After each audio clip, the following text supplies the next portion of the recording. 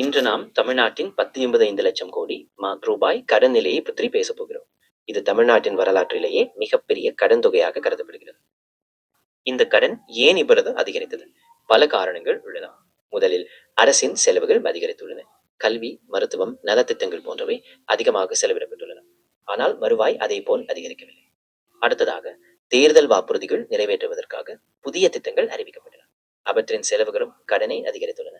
மக்கள் மீது வரி சுமையும் அதிகரித்து அவர்களின் தினசரி வாழ்க்கை மோசமாகி விடுகிறது. இந்த கடன் பிரச்சனை மக்களின் வாழ்க்கையை நேரடியாக பாதிக்கிறது. கல்வி, மருத்துவம், வேலைவாய்ப்பு ஆளிலும் நம் செலவுகள் குறையும். என்ன செய்ய வேண்டும்? நாமும் அரசியலின் மீது நம் கவனத்தையும் பொறுப்பையும் வைத்துக் கொள்ள வேண்டும்.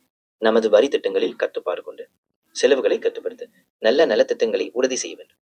நாம் விழிப்புடன் இருந்து நல்ல நிர்வாகத்தையும் நிதி ஒழுங்கையும் கவனித்து நம் குழந்தைகளுக்கான நல்ல எதிர்காலத்தை பாதுகாக்க வேண்டும்.